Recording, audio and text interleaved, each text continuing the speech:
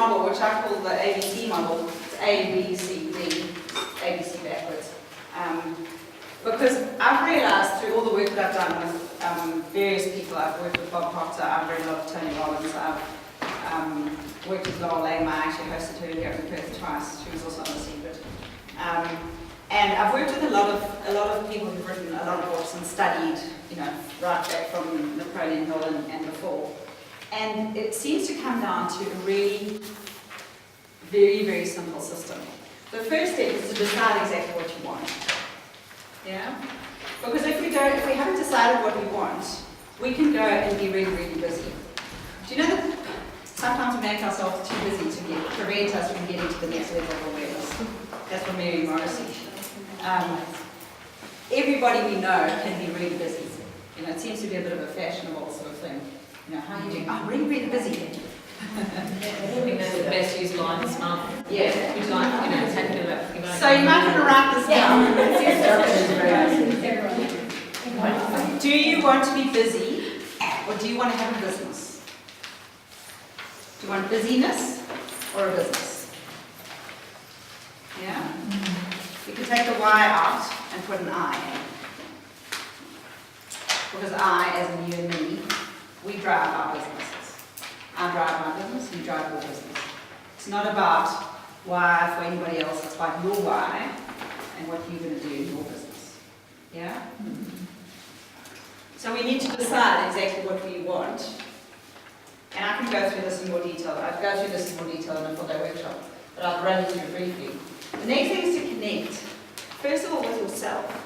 Remember I said your attitude is the only one you can change, the only one you've got full control over? First is to connect with yourself, but in a really good way, a really, really good way. Because I know that some of you are facing circumstances that I may have no idea about. Others are facing circumstances that I have a fair idea of, teenage kids and moving and immigration and so on. But what I do know from what clients that I've worked with have told me and other people have told me, it doesn't matter what you're facing, it's your response to it that affects your stress. It's your response to it that affects your results. It's your response to it that affects whether you get better or not, whether you make money or not, whether you succeed or not. It's how you react to that. So there's some things that we can't change. There's some things that we can't influence. There's some things that we can't do anything about. But you can, your response is the only thing that you can change. The only thing. So by connecting to yourself and what you really want, that's when you can really decide what you're going to do about it and how you're going to get there. Yeah? The other thing is to look at who else you need to connect to help you with that. So you want to build a strong Intimo business, connect with a successful Intimo stylist. Don't listen to the ones that are whinging about how they never get anything, because that's quite a popular conversation amongst people who don't succeed. Whereas if you want to succeed, find somebody who's been in the business a bit longer, who's doing a bit more turnover than you, and go and speak to them. Yeah? Because they're on the other side of the terror barrier. And they're going to say to you, don't worry about that fear, let's just pull you through.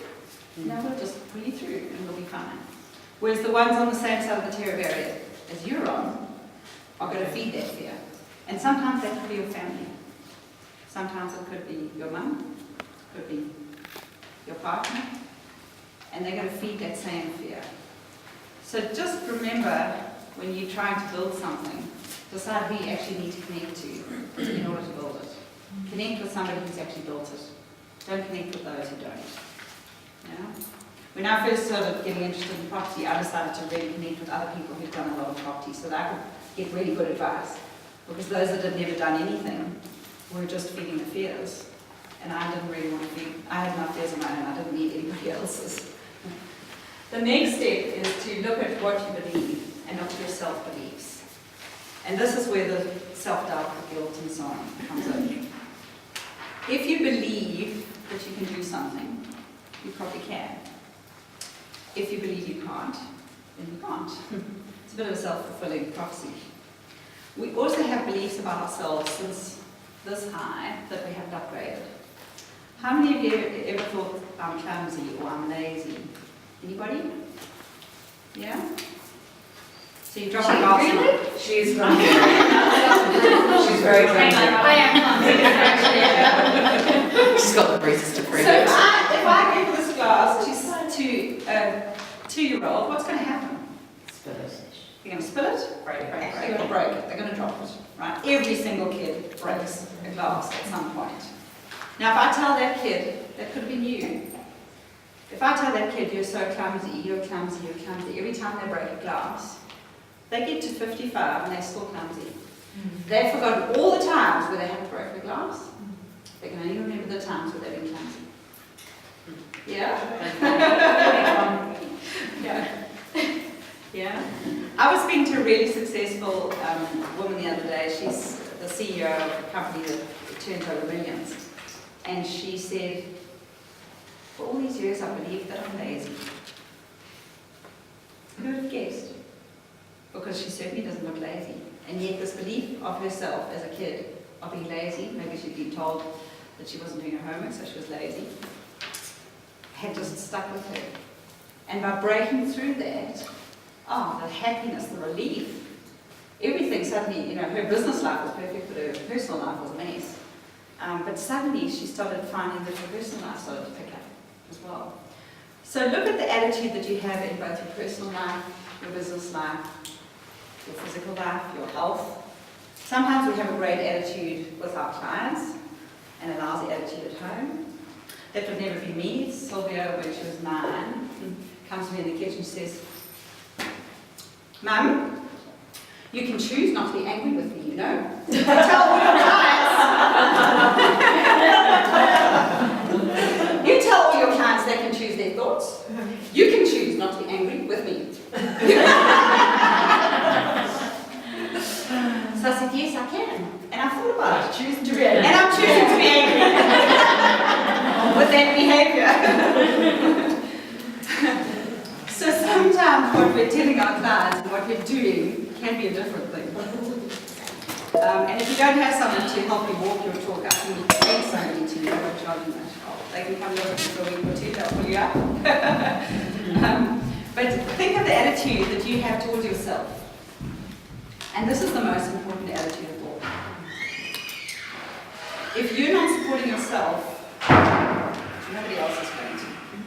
If you're not supporting your own goals, your own dreams, your own desires, your own needs, and putting everybody else first, you're going to run your cup absolutely empty.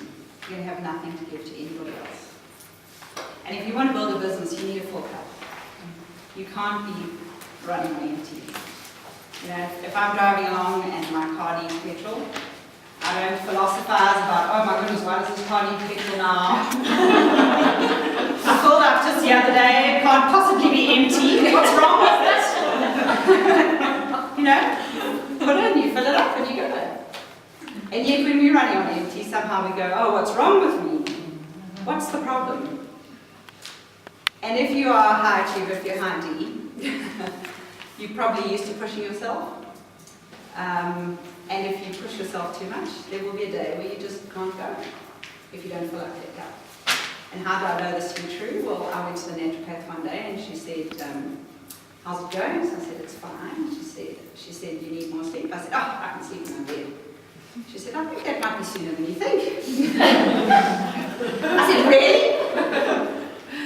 She said, yes, what happens on a Saturday morning? You go all week, what happens on a Saturday morning? I said, well, I've noticed that recently I've been still in my pajamas by 3 o'clock and that's not really normal for me. And it was happening Saturday after Saturday. All week I was going flat out, and Saturday I just needed to rest. And she found my cortisol levels were really up. So that's been quite a hard journey for me the last 3 years, just getting back on track in terms of putting myself first, filling my own cup, getting everything back to normal so that we can then function. We are so good, as women, we are so good at giving out to everybody else. And come 11 o'clock at night, climb into bed and you think, what about me? Anyone ever thought of that?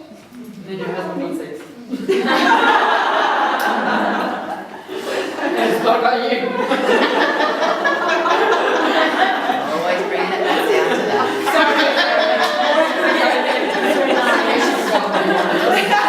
It's really about sex now. When you get home tonight,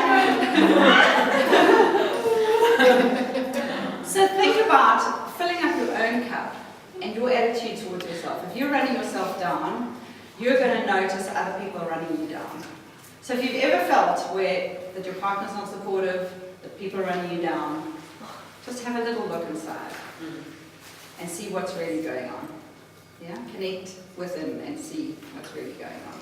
And see what beliefs we need to change and tweak a little bit. You won't believe the difference it can make when you tweak a belief just a little bit. And all of a sudden, resistance falls away, all of a sudden things go smoothly, all of a sudden you get people ringing you to say, can you come and show me your products, your services, your bras, your underwear, whatever, and you'd maybe given up. You know, you might have spoken to them when you first started, and you might have thought, nothing's happening. That's the gestation period. Remember I talked about the gestation period of a goal? Sometimes your clients have an incubation period, a gestation period. Who was earlier that has been an addict for so many years and has only just started a business now? Oh, that's Yeah, okay. We have them all the time. Yes.